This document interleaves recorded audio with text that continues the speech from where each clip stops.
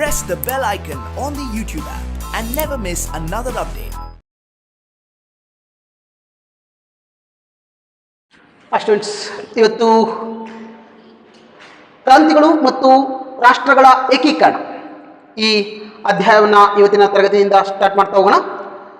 ಮಕ್ಕಳೇ, ಇವತ್ತು ನಾವು ಬಹುಮುಖ್ಯವಾಗಿ ಅಮೆರಿಕ ಸ್ವಾತಂತ್ರ್ಯ ಸಂಗ್ರಾಮದ ಬಗ್ಗೆ ನಾವು ಇವತ್ತಿನ ತರಗತಿಯಲ್ಲಿ ಪರಿಚಯ ಮಾಡ್ಕೊಳ್ಳೋಣ. ಯಾಕಂದರೆ ಈ ಒಂದು ಅಧ್ಯಾಯದ ಅಡಿಯಲ್ಲಿ ನಾವು ಅಮೆರಿಕ ಸ್ವಾತಂತ್ರ್ಯ ಸಂಗ್ರಾಮ ಇರ್ಬೋದು, ಫ್ರಾನ್ಸ್ನ ಕ್ರಾಂತಿ ಇರ್ಬೋದು, ಅಥವಾ ಇಟಲಿ ಮತ್ತು ಜರ್ಮನಿಯ ಏಕೀಕರಣದ ಪರಿಚಯಗಳನ್ನು ಮಾಡ್ಕೊಳ್ತಾ ಹೋಗ್ತೀವಿ.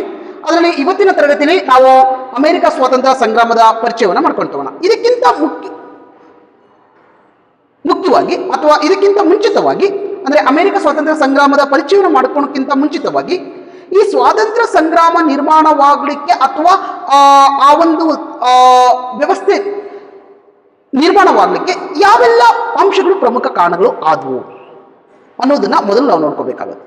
ನೋಡಿ, ಆಧುನಿಕ ಯುಗ ಆರಂಭವಾಗಿದ್ದೇ ರಾಷ್ಟ್ರೀಯ ಭಾವನೆಗಳಿಂದ. ಆಧುನಿಕ ಯುಗವನ್ನ ನಾವು ಪ್ರಪಂಚದಲ್ಲಿ ಕಾಣುವಂತ ಪ್ರಮುಖ ಲಕ್ಷಣ, ಆಧುನಿಕ ಯುಗದ ಪ್ರಮುಖ ಲಕ್ಷಣ ಯಾವುದಪ್ಪ ಅಂತಂದ್ರೆ ರಾಷ್ಟ್ರೀಯ ಭಾವ ಅಂತಂದೇಳಿ ಕರಿತಾ ಹೋಗ್ತೀವಿ. ಇದು ನಮ್ಮ ರಾಷ್ಟ್ರೀಯತೆ ಏನು ಈ ಭಾವನೆ ಇದೆ, ಇದು ಜನರಲ್ಲಿ ಯಾವಾಗಿನಿಂದ ಪ್ರಾರಂಭವಾಯಿತೋ ಅವತ್ತಿನಿಂದ ನಾವು ಆಧುನಿಕ ಯುಗ ಅಂತಂದೇಳಿ ಕರಿತಾ ಹೋಗ್ತೀವಿ. ಬಹುಮುಖ್ಯವಾಗಿರ್ತಕ್ಕಂಥ ಲಕ್ಷಣ ಆಯ್ತು. ಆಧುನಿಕ ಯುಗದ ಪ್ರಮುಖ ಲಕ್ಷಣ ಅಂತಂದ್ರೆ ರಾಷ್ಟ್ರೀಯ ಭಾವ ಅಂತ ಅಥವಾ ಭಾವನೆ ಅಂತಂದೇಳಿ ಕರಿತಾ ಹೋಗ್ತೀವಿ. ಸೊ ಇದೇ ಅಂಶ ಇಂಗ್ಲೆಂಡ್ನಲ್ಲೂ ಅಥವಾ ಯುರೋಪ್ನಲ್ಲೂ ಕೂಡ ಕಾಣಲಿಕ್ಕೆ ಪ್ರಾರಂಭ ಆಯಿತು. ಇದಕ್ಕಿಂತ ಮುಂಚೆ 15ನೇ ಶತಮಾನ ಇರ್ಬೋದು, 16ನೇ ಶತಮಾನ ಇರ್ಬೋದು, ಮತ್ತೆ 17ನೇ ಶತಮಾನದಲ್ಲಿ ಯುರೋಪ್ ಏನು ಖಂಡ ಇದೆ, ಈ ಖಂಡದಲ್ಲಿ ಬಹುಮುಖ್ಯವಾಗಿ ಫ್ರಾನ್ಸ್, ಇಟಲಿ ಮತ್ತು ಜರ್ಮನಿ ದೇಶಗಳ ರಚನೆ ಇದೆಯಲ್ಲ, ಈ ರಚನೆ ತರ್ಕಬದ್ಧವಾಗಿರ್ತಕ್ಕಂಥ ಆಧಾರವಿಲ್ಲದ ಒಂದು ರಚನೆ ಆಗಿತ್ತು. ಇವುಗಳು ಹೇಗ್ ಹಾಗೆ ರಚನೆ ಹಾಕೊಂಡಿದ್ವು, ಇದರಲ್ಲಿ ಯಾವುದೇ ರೀತಿಯ ತರ್ಕಬದ್ಧವಾದಂಥ ಒಂದು ಯೋಜನೆಗಳು ಇರಲಿಲ್ಲ. ಹೀಗಾಗಿ ಏನಾಯ್ತು, ಅಲ್ಲಿರ್ತಕ್ಕಂತಹ ದೇಶದ ಜನರು ತಮ್ಮ ದೇಶವನ್ನ ರಚನೆ ಮಾಡ್ಕೋಬೇಕು, ತಮ್ಮ ಒಂದು ರಾಷ್ಟ್ರೀಯ ಭಾವನೆಯನ್ನ ಬೆಳೆಸಿಕೊಳ್ತಾ ಹೋದ್ರು. ಜೊತೆಗೆ ಅಷ್ಟೇ ಅಲ್ಲದೆ ಈ ಏನು ರಚನೆಗಳಾಗಿದ್ವು, ಈ ದೇಶಗಳು ಇಟಲಿ ಇರ್ಬೋದು, ಜರ್ಮನಿ ಇರ್ಬೋದು ಮತ್ತು ಫ್ರಾನ್ಸ್ ಇರ್ಬೋದು, ಈ ದೇಶಗಳೇನಾಗಿದ್ವು ಆ ಕಾಲದಲ್ಲಿ ಅಂದ್ರೆ 16 ಮತ್ತು 15, 16, 17 ಶತಮಾನದಲ್ಲಿ ಇದ್ದಂತ ಏನು ಒಂದು ಭೌಗೋಳಿಕ ವ್ಯಾಪ್ತಿ ಇದೆ, ಆ ವ್ಯಾಪ್ತಿಯ ಒಳಗೆ ವಿಭಿನ್ನ ಬಗೆಯ ಸಂಸ್ಕೃತಿಯ ಜನರು ವಾಸವಾಗಿದ್ರು. ಹೀಗಾಗಿ ಒಂದೊಂದು ಸಂಸ್ಕೃತಿಯ ಜನರು ಒಂದೊಂದು ರೀತಿಯಾಗಿ ಅಲ್ಲಿ ವಾಸವಾಗಿದ್ರು. ಸೊ ಹಾಗಾಗಿ ಅವರವ್ರದೇ ಆಗಿರ್ತಕ್ಕಂಥ ಸಂಸ್ಕೃತಿಯ ಜನರು ಒಗ್ಗೂಡಬೇಕು ಅನ್ನೋ ಭಾವನೆಗಳು ಆಧುನಿಕ ಯುಗದಲ್ಲಿ ಪ್ರಾರಂಭ ಆಗ್ತಾ ಹೋಯ್ತು. ಎಲ್ಲರೂ ಒಂದೇ ಸಂಸ್ಕೃತಿಯನ್ನು ಹೊಂದಿರತಕ್ಕಂಥ ಜನರು ಅಥವಾ ಒಂದು ಭಾಷೆಯನ್ನು ಹೊಂದಿರತಕ್ಕಂಥ ಜನರು ಇವರೆಲ್ಲರೂ ಕೂಡ ನಮ್ಮ ದೇಶಗಳನ್ನ ಕಟ್ಕೋಬೇಕು ಅನ್ನೋ ಭಾವನೆಗಳು ಆಧುನಿಕ ಯುಗದಲ್ಲಿ ಪ್ರಾರಂಭವಾಯಿತು. ಹಾಗಾಗಿ ಈ ರೀತಿಯಾದಂತಹ ಕ್ರಾಂತಿಗಳು ಮತ್ತೆ ಏಕೀಕರಣದ ಪ್ರಕ್ರಿಯೆಗಳು ಆ ಕಾಲದಲ್ಲಿ ನಡೀತಾ ಹೋದವು ಅನ್ನೋದನ್ನ ನಾವು ತಿಳ್ಕೋಬೇಕಾಗುತ್ತೆ. ಮತ್ತೆ ಇದಕ್ಕೆ ಇನ್ನೊಂದು ಪ್ರಮುಖವಾದಂತಹ ಕಾರಣಗಳಿದಾವೆ. ಅದು ಯಾವುದಪ್ಪ ಅಂತಂದ್ರೆ ಮಧ್ಯಕಾಲೀನ ಯುಗದ ಒಂದು ಪ್ರಮುಖ ವ್ಯವಸ್ಥೆ ಆಗಿರ್ತಕ್ಕಂಥ ವ್ಯವಸ್ಥೆ ಯಾವುದಪ್ಪ ಅಂತಂದ್ರೆ ಅದು ಉಳಿಗಮಾನ್ಯ ಅಂತಂದೇಳಿ ಕರಿತೀವಿ. ಉಳಿಗಮಾನ್ಯ ವ್ಯವಸ್ಥೆ ಅಂತಂದ್ರೆ ಕರಿತೀವಿ. ಈ ಉಳಿಗಮಾನ್ಯ ವ್ಯವಸ್ಥೆಯಲ್ಲಿ ರಾಜರು ಯಾರ ಮೇಲೆ ಹೆಚ್ಚು ಅವಲಂಬಿತರಾಗಿದ್ರು ಅಂತ ಅಂದ್ರೆ ರಾಜರಿಂದ ಭೂಮಿಯನ್ನ ಪಡೆದಿರ್ತಕ್ಕಂಥ ಜಮೀನ್ದಾರಿ ವರ್ಗ ಏನಿದೆಯಲ್ಲ, ಆ ಜಮೀನ್ದಾರಿ ವರ್ಗದ ಮೇಲೆ ಹೆಚ್ಚು ಅವಲಂಬಿತರಾಗಿದ್ರು ರಾಜರು. ಸೊ ಹೀಗಾಗಿ ಜಮೀನ್ದಾರರ ರಾಜಕೀಯ ಶಕ್ತಿ ಹೆಚ್ಚಾಗಿತ್ತು, ಅವರು ಇಡೀ ಆಡಳಿತ ವ್ಯವಸ್ಥೆಯ ಮೇಲೆ ಹೆಚ್ಚು ಪ್ರಭಾವವನ್ನು ಬೀರ್ತಾ ಇದ್ರು. ಆದ್ರೆ ಯಾವಾಗ ಕೈಗಾರಿಕಾ ಕ್ರಾಂತಿಗಳು ನಡೀತು, ಪುನರುಜ್ಜೀವನ ನಡೀತು, ಈ ಎಲ್ಲಾ ಪ್ರಕ್ರಿಯೆಗಳಿಂದ ಈ ಉಳಿಗಮಾನ್ಯ ವ್ಯವಸ್ಥೆ ಅತ್ಯಂತ ದಿನದಿಂದ ದಿನಕ್ಕೆ ಕುಸಿತಾ ಹೋಯ್ತು. ಸೊ ಹೀಗಾಗಿ ಜಮೀನ್ದಾರಿ ವರ್ಗದ ರಾಜಕೀಯ ಶಕ್ತಿ ದಿನದಿಂದ ದಿನಕ್ಕೆ ಕುಗ್ತಾ ಹೋಯ್ತು. ಹಾಗಾಗಿ ರಾಜರು ಜಮೀನ್ದಾರರ ಮೇಲೆ ಇದ್ದಂತ ಅವಲಂಬನೆ ಏನಿತ್ತು, ಇವರು ಹೆಚ್ಚಾಗಿ ಯಾವುದೇ ರೀತಿಯಾದಂಥ ಆಡಳಿತವನ್ನು ನಡೆಸಬೇಕಾದ್ರೂ ಜಮೀನ್ದಾರರ ಮೇಲೆ ಅವಲಂಬಿತರಾಗಿದ್ರು. ಯಾಕಂದ್ರೆ ಆರ್ಥಿಕ ಶಕ್ತಿಯಾಗಿ ಅವರು ಪರಿಣಾಮವನ್ನ ಹೊಂದಿದ್ರು. ಆದ್ರೆ ಈಗ ಹಾಗಲ್ಲ. ಯಾವಾಗ ಅವರ ಆರ್ಥಿಕ ಶಕ್ತಿ ಮತ್ತು ರಾಜಕೀಯ ಶಕ್ತಿ ಕುಗ್ತಾ ಹೋಯ್ತು, ಆವಾಗ ರಾಜ ಮಹಾರಾಜರು ಅಥವಾ ಆ ಕಾಲ ರಾಜರು ಏನಿದ್ದಾರೆ, ಆ ಕಾಲದ ರಾಜರು ಅವರು ಈ ಜಮೀನ್ದಾರರ ಮೇಲೆ ಇರ್ತಕ್ಕಂಥ ಅವಲಂಬನೆಯನ್ನ ಬಿಟ್ಟು ಇವರು ಸ್ವತಂತ್ರವಾಗಿ ಆಡಳಿತವನ್ನು ನಡೆಸುವಂತಹ ಪ್ರಯತ್ನಗಳನ್ನ ಮಾಡ್ತಾ ಹೋದ್ರು. ಪ್ರಾಚೀನ ಕಾಲದಲ್ಲಿ ರಾಜರು ಸ್ವತಂತ್ರವಾಗಿದ್ರು, ಅವ್ರದೇ ಆದಂತಹ ಆಡಳಿತವನ್ನು ನಡೆಸ್ತಾ ಇದ್ರು. ಆದ್ರೆ ಮಧ್ಯಕಾಲೀನ ಯುಗದಲ್ಲಿ ಅದು ಸಂಪೂರ್ಣವಾಗಿ ಅಧಿಕಾರ ಜಮೀನ್ದಾರರಿಗೆ ಹೋಗ್ಬಿಟ್ಟಿತ್ತು. ರಾಜರು ಕೇವಲ ನೆಪ ಮಾತ್ರಕ್ಕೆ ಇದ್ರು. ಆದ್ರೆ ಈಗ ಆಗಲ್ಲ. ಜಮೀನ್ದಾರಿ ವರ್ಗದ ಆಡಳಿತ ಅಥವಾ ಒಂದು ರಾಜಕೀಯ ಮತ್ತು ಆರ್ಥಿಕ ಶಕ್ತಿಗಳು ಕುಗ್ಗಿದ್ರಿಂದ ರಾಜರು ಮತ್ತೆ ಸ್ವತಂತ್ರವಾದಂತಹ ಆಡಳಿತ ಅಥವಾ ಸಂಪೂರ್ಣವಾದಂತಹ ಆಡಳಿತವನ್ನು ತಮ್ಮ ಹಿಡಿತಕ್ಕೆ ತೆಗೆದುಕೊಳ್ಳುವಂತ ಪ್ರಯತ್ನವನ್ನ ಮಾಡ್ತಾ ಹೋದ್ರು. ಈಗ ಮೊದಲಿಗೆ ಇವರು ಜಮೀನ್ದಾರರು ಮತ್ತು ರಾಜರ ಮಧ್ಯದಲ್ಲಿ ಅಧಿಕಾರ ಹಂಚಿಕೆ ಆಗಿತ್ತು. ಈಗ ಹಾಗಲ್ಲ, ಎಲ್ಲಾ ಅಧಿಕಾರಗಳನ್ನು ಕೂಡ ರಾಜ ಮತ್ತೆ ತನ್ನ ಕಡೆಗೆ ಎಳೆದುಕೊಳ್ಳುವಂತ ಪ್ರಯತ್ನವನ್ನ ಮಾಡ್ತಾ ಹೋದ. ಮತ್ತೆ ಕೆಲವೊಂದು ರಾಜರು ಕೂಡ ದೈವದತ್ವ ಅಧಿಕಾರವನ್ನ ಅವರು ಹೇಳ್ತಾ ಹೋದ್ರು. ನಾವು ದೈವ ಸಂಭವ ಅಥವಾ ದೈವದತ್ವವಾಗಿ ಬಂದಿರತಕ್ಕಂಥ ಅಧಿಕಾರ ಇದು ಅನ್ನೋ ಒಂದು ಭಾವನೆಯನ್ನ ವ್ಯಕ್ತಪಡಿಸ್ತಾ ಹೋದ್ರು. ಹೀಗಾಗಿ ಪ್ರಜೆಗಳ ಪ್ರಶ್ನೆಗಳಿಗೆ ಉತ್ತರಿಸಲೇಬೇಕು ಅನ್ನೋ ಒಂದು ಹಕ್ಕಿಲ್ಲ ಅನ್ನೋ ಒಂದು ಅಥವಾ ಅವಶ್ಯಕತೆ ಇಲ್ಲ ಅನ್ನೋ ಒಂದು ಭಾವನೆಯನ್ನ ಆ ಕಾಲದ ರಾಜರು ತಾಳಿಕೆ ಪ್ರಯತ್ನವನ್ನ ಮಾಡ್ತಾ ಹೋದ್ರು. ಈ ಒಂದು ಸನ್ನಿವೇಶಕ್ಕೆ ಮಧ್ಯಮ ವರ್ಗದ ಜನರು ಕೂಡ ರಾಜರಿಗೆ ಬೆಂಬಲವನ್ನ ಕೊಡ್ಲಿಕ್ಕೆ ಪ್ರಾರಂಭ ಮಾಡಿಕೊಂಡ್ರು. ಯಾಕೆ ಅಂತಂದ್ರೆ ಜಮೀನ್ದಾರಿ ವರ್ಗದಿಂದ ಆದಂತಹ ಶೋಷಣೆ ಇವರಿಗೆ ಚೆನ್ನಾಗಿ ಗೊತ್ತಿತ್ತು. ಹಾಗಾಗಿ ಇವ್ರು ಏನ್ ಮಾಡ್ತಾರೆ, ಈ ಜಮೀನ್ದಾರಿ ವರ್ಗದ ಶೋಷಣೆಯಿಂದ ತಪ್ಪಿಸಿಕೊಳ್ಳಿಕ್ಕೆ ರಾಜರಿಗೆ ಹೆಚ್ಚು ಬೆಂಬಲವನ್ನ ಕೊಡ್ಲಿಕ್ಕೆ ಪ್ರಾರಂಭ ಮಾಡಿಕೊಂಡ್ರು. ಹಾಗಾಗಿ ಇದು ಒಂದು ರಾಷ್ಟ್ರೀಯ ಭಾವನೆ ಬೆಳಲಿಕ್ಕೆ ಪ್ರಾರಂಭ ಆಗ್ತಾ ಹೋಯ್ತು. ಈ ರಾಷ್ಟ್ರೀಯ ಭಾವನೆ ಏನಿದೆಯಲ್ಲ, ಇದು ದೇಶಗಳ ಹಿತದೃಷ್ಟಿಯಿಂದ ಒಳ್ಳೆಯದೇ ಆಯ್ತು. ಆದ್ರೆ ಅತಿಯಾದಂತಹ ರಾಷ್ಟ್ರೀಯತೆ ಇದು ಹೆಚ್ಚು ಸಂಕಷ್ಟಕ್ಕೂ ಕೂಡ ಈಡ್ ಮಾಡಲಿಕ್ಕೆ ಕಾರಣ ಆಗುತ್ತೆ. ನೋಡಿ, ರಾಷ್ಟ್ರೀಯ ಭಾವನೆ ಅನ್ನೋದೇನಿದೆಯಲ್ಲ, ಇದು ಒಂದು ಹಂತ ಇದ್ದಾಗ ಮಾತ್ರ ಒಳಿತನ್ನ ಕೊಡುತ್ತೆ. ಆದ್ರೆ ಅತಿಯಾದಂತಹ ರಾಷ್ಟ್ರೀಯತೆ ಭಾವ ಏನಿದೆ, ಅಂಧಕಾರ ಭಾವ ಅಂತ ನಾವು ಹೇಳ್ತೀವಿ, ಅಂತಾರಾಷ್ಟ್ರೀಯ ಭಾವ ಅಂತ ಹೇಳಿ ಕರಿತಾ ಹೋಗ್ತೀವಿ. ಈ ಭಾವನೆ ಏನಿದೆಯಲ್ಲ, ಇದು ಹೆಚ್ಚು ಅನಾನುಕೂಲಗಳನ್ನು ಕೂಡ ಮಾಡಲಿಕ್ಕೆ ಸಾಧ್ಯತೆ ಇದೆ. ಅನುಕೂಲವನ್ನ ಎಷ್ಟು ಮಾಡಬಹುದು, ಅನಾನುಕೂಲವನ್ನು ಕೂಡ ಮಾಡಲಿಕ್ಕೆ ಸಾಧ್ಯತೆ ಇದೆ. ಹೀಗಾಗಿ ಯುರೋಪಿನಲ್ಲಿಯೇ ಹಲವು ರಾಷ್ಟ್ರಗಳು ತಮ್ಮಲ್ಲಿಯೇ ಘರ್ಷಣೆಗೆ ಇಳಿಯುವಂತಹ ಅವಕಾಶಗಳು ಈ ರಾಷ್ಟ್ರೀಯತೆಯ ಭಾವದಿಂದಲೂ ಕೂಡ ಬರಲಿಕ್ಕೆ ಪ್ರಾರಂಭ ಆಯಿತು. ಸೊ ಹೀಗಾಗಿ ಯುರೋಪಿನಲ್ಲಿ ಇರ್ತಕ್ಕಂಥ ರಾಷ್ಟ್ರಗಳ ನಡುವೆ ಯುದ್ಧಗಳು ಪ್ರಾರಂಭ ಆಗ್ತಾ ಹೋಯ್ತು.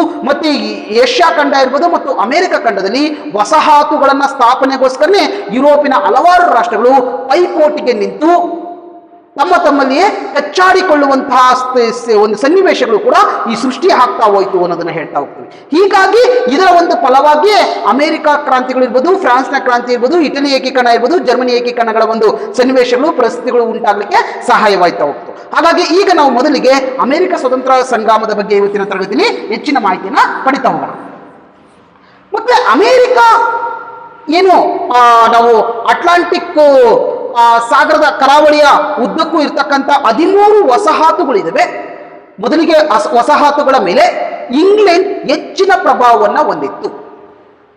ಉತ್ತರ ಅಮೆರಿಕ ಖಂಡದ ಅಟ್ಲಾಂಟಿಕ್ ಕರಾವಳಿ ತೀರದ 13 ಭಾಗಗಳಲ್ಲಿ 13 ಪ್ರದೇಶದ ಮೇಲೆ ಇಂಗ್ಲೆಂಡ್ ತನ್ನ ಪ್ರಾಬಲ್ಯವನ್ನ ಸ್ಥಾಪಿಸಿ ಅವುಗಳನ್ನ ತನ್ನ ವಸಾಹತುಗಳು ಅಂತಂದೇಳಿ ಹೇಳಿತ್ತು. ಅದೇ ರೀತಿಯಾಗಿ ಅಮೆರಿಕದ ಉಳಿದ ಭಾಗಗಳು, ಉತ್ತರ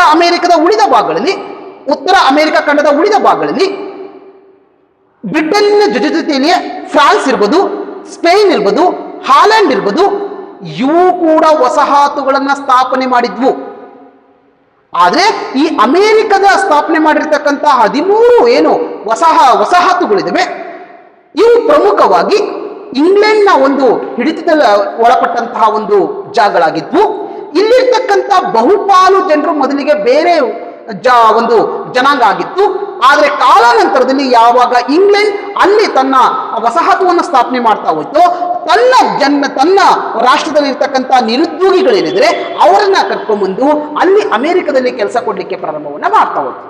ಹಾಗಾಗಿ ಹೆಚ್ಚು ಜನರು ಆ ವಸಾಹತುಗಳಲ್ಲಿ ಇಂಗ್ಲೆಂಡ್ ಮೂಲ ನಿವಾಸಿಗಳೇ ಆಗಿದ್ರು. ನೋಡಿ, ಮೊದಲಿಗೆ ಅಲ್ಲಿ ಬೇರೆ ಜನಾಂಗ ಇತ್ತು ನಿಜ, ಆದ್ರೆ ಯಾವಾಗ ಅಲ್ಲಿ ತನ್ನ ಪ್ರದೇಶವನ್ನ ವಶಪಡಿಸಿಕೊಳ್ಕೊಂತು, ವಸಾಹತುವನ್ನಾಗಿ ನಿರ್ಮಾಣ ಮಾಡಿಕೊಂಡು ಅಟ್ಲಾಂಟಿಕ್ ಕರಾವಳಿಯ ಕರಾವಳಿ ಭಾಗದಲ್ಲಿರ್ತಕ್ಕಂಥ 13 ವಸಾಹತುಗಳನ್ನ ಇಂಗ್ಲೆಂಡ್ ಸ್ಥಾಪನೆ ಮಾಡ್ತಾ ಹೋಯ್ತು. ಆ ಜಾಗಕ್ಕೆ ಇಂಗ್ಲೆಂಡ್ ನಲ್ಲಿರ್ತಕ್ಕಂಥ ಏನು ನಿರುದ್ಯೋಗಿ ವರ್ಗ ಇತ್ತು, ಆ ವರ್ಗವನ್ನ ತೆಗೆದುಕೊಂಡು ಅಲ್ಲಿಗೆ ಬಿಡ್ಲಿಕ್ಕೆ ಪ್ರಾರಂಭ ಮಾಡ್ಕೊಂಡು ಅಲ್ಲಿ ಕೆಲಸಗಳನ್ನ ಕೊಡ್ಲಿಕ್ಕೆ ಪ್ರಾರಂಭ ಮಾಡ್ಕೊಂಡು, ಹಾಗಾಗಿ ಹೆಚ್ಚು ಜನ ಇಂಗ್ಲೆಂಡ್ನವರು ಆ ವಸಾಹತುಗಳಲ್ಲಿ ನೆಲೆ ಊರ್ಲಿಕ್ಕೆ ಪ್ರಾರಂಭ ಮಾಡ್ಕೊಂಡ್ರು. ಹೊಸ ಕೆಲಸಗಳು ಸಿಕ್ತು, ಅಲ್ಲಿ ಪ್ಲಾಂಟೇಶನ್ ಸಿಕ್ತು. ಹೀಗಾಗಿ ಅಲ್ಲಿ ಅಭಿವೃದ್ಧಿಯನ್ನ ಹೊಂದಲಿಕ್ಕೆ ಪ್ರಾರಂಭ ಮಾಡ್ಕೊಂಡ್ರು. ಆದ್ರೆ ಮೊದಲಿಗೆ ಇದು ಉತ್ತಮವಾಗಿ ಇತ್ತು ಇಂಗ್ಲೆಂಡ್ನಿಂದ ಬಂದಿರತಕ್ಕಂಥ ಜನರಿಗೆ ಅಮೆರಿಕದ ವಸಾಹತುಗಳಲ್ಲಿ.